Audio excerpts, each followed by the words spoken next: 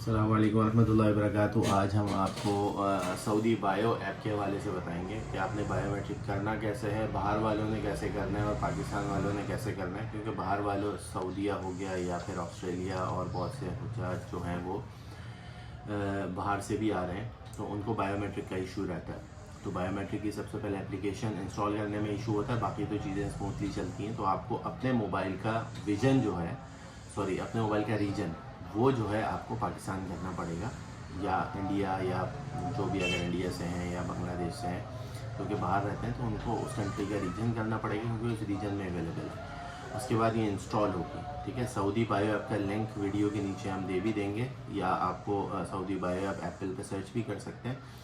तो ये इस तरह की एक वीडियो, इस तरह की एक एप्लीकेशन है सऊदी बायो ऐप, ठीक है। इसको हम ओपन करेंगे। यहाँ से ओपन करने के बाद जो है ये इस तरह का कुछ व्यू देता है। व्यू देने के बाद इसके बाद जो है ये एक स्टार्ट सेल्फ एनरोलमेंट आता है यहाँ पर, ठीक है। सेल्फ एनरोलमेंट पे हम क्लिक करेंगे। उसके बाद ये कंटिन्यू है, कंटिन्यू करेंगे। कंटिन्यू करने के बाद यहाँ पर एक टर्म्स एंड कंडीशन होती है, इसको एक्सेप्ट करके हम आगे बढ़ा लेंगे, ठीक है। आगे बढ़ने के बाद यहाँ पर ये मांगता है ईमेल एड्रेस, ठीक है। हमने ईमेल एड्रेस यहाँ पे डालना है। ये ईमेल एड्रेस डालने के बाद उसके ऊपर आपकी कंफर्मेशन आएगी।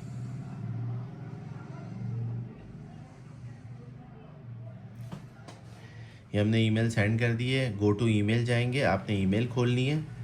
ईमेल खोलने के बाद आपके पास एक कंफर्मेशन आएगी इस तरह।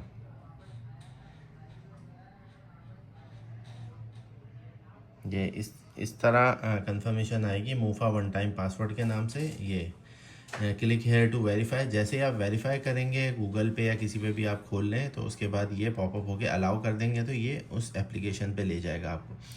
अब आपने यहाँ पे सबसे ज़्यादा इंपॉर्टेंट है ये वाला फॉर्म कि आपने इसको किस तरह भरना है। आपने सबसे पहले यहाँ पर हज सेलेक्ट करना है।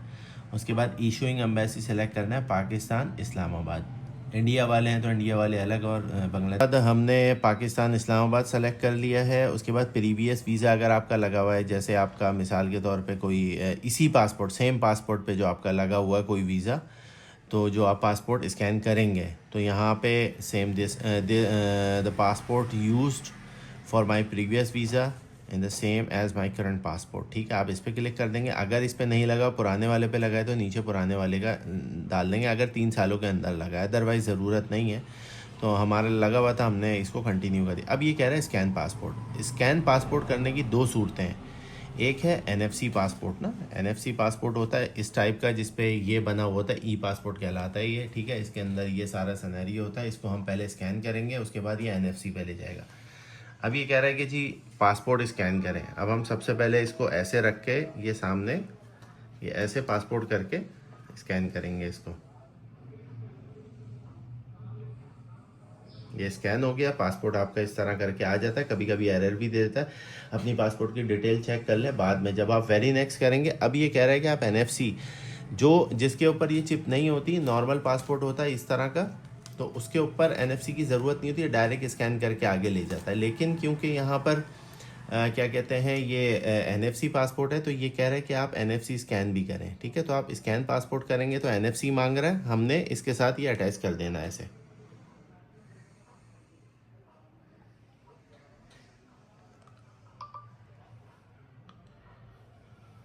ये ऑटोमेटिक रीड किया इसने, थोड़ी देर हमने लगाया है। और ये अब पासपोर्ट खोल के अपनी एक एक डिटेल आप लोगों ने चेक करनी है कि पासपोर्ट नंबर सही है कि नहीं।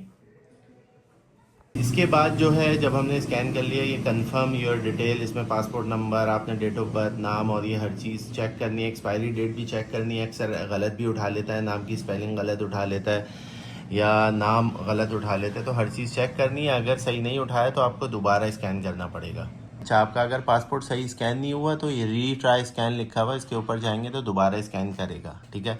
तो ये डाटा उठाना लाजमी है कि ये पूरा डाटा आपका जो है बड़ा क्लियर आना चाहिए।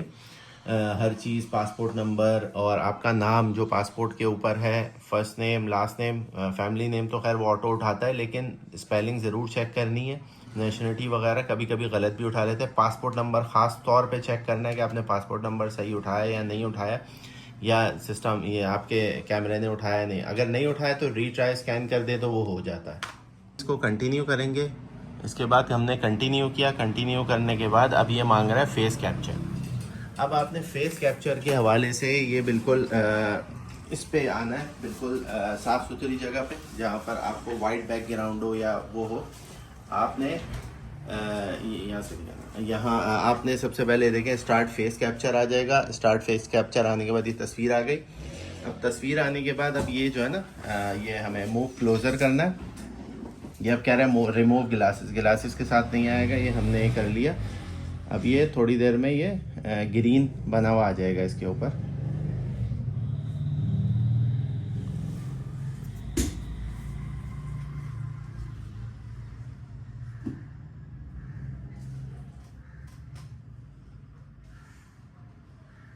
प्लेन बैकग्राउंड मांग रही है।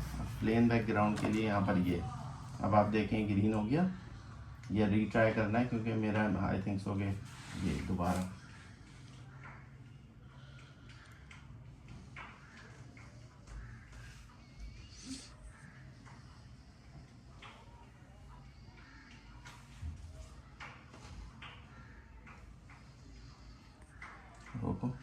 अच्छा, फिर तस्वीर स्कैन हुई है। तस्वीर स्कैन होने के बाद आपने ग्रीन मार्क हुआ, तस्वीर कैप्चर कर ली उसने। अब ये हमने बैक करेंगे, ये आ जाता है स्टार्ट फिंगर स्कैन ना, फिंगरप्रिंट स्कैन। आपने इस पर क्लिक किया। क्लिक करने के बाद अब ये मांग रहा है लेफ़्ट थंब। आपने नीचे का बैकग्राउंड जो है ना ये बहुत मुश्किल से होती है, कभी कभी प्रॉब्लम कर देती है, कभी कभी कुछ कर देती है। अब ये लेफ़्ट बैकग्राउंड है, सॉरी लेफ़्ट थंब है डार्क बैकग्राउंड के ऊपर। ये लेफ़्ट थंब मांग रहा है।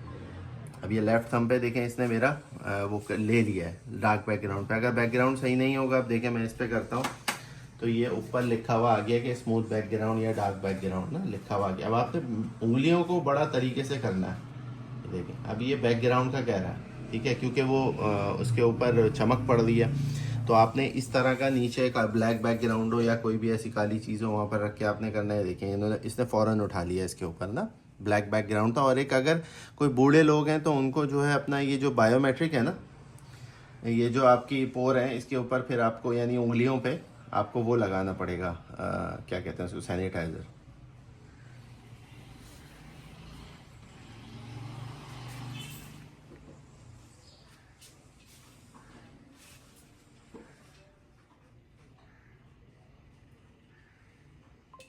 अब ये मैंने ऊपर नीचे करना पड़ता है मोबाइल कभी कभी, ताकि वो आपकी वो ले ले सारे फिंगरप्रिंट्स, कभी फोकस नहीं हो रहा होता।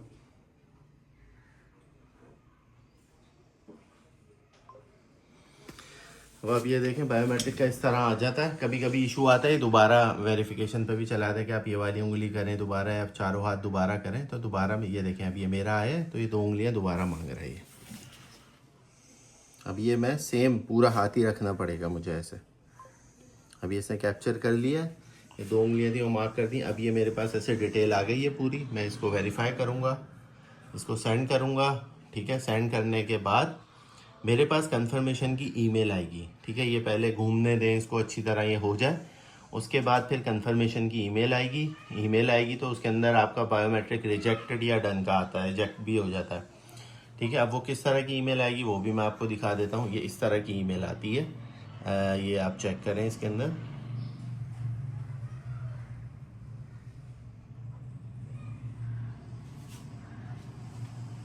ये 1 टाइम पासवर्ड आया था, उसके बाद ये कंफर्मेशन इस पर अभी थोड़ी देर में आ जाएगी। आई नहीं है कंफर्मेशन, जैसे ही आती है वो भी मैं इंशाल्लाह शेयर कर देता हूँ। मोफा इनरोलमेंट कंफर्मेशन के नाम से ईमेल आती है। जब आप इसको खोलेंगे तो इस तरह का आपको ये मिल जाएगा, ठीक है। इस तरह का पूरा आएगा, ये इनरोलमेंट आईडी भी होगी। तो ये आपने हम लोगों से शेयर करनी है, यानी जिन लोगों ने हमसे बुकिंग कराई है। बाकी अपने ट्रैवल एजेंट्स को जहाँ से आपने बुकिंग कराई है उनको ये शेयर कर दें, अपने पास भी सेव रखें, स्क्रीनशॉट पे व्हाट्सएप कर दें।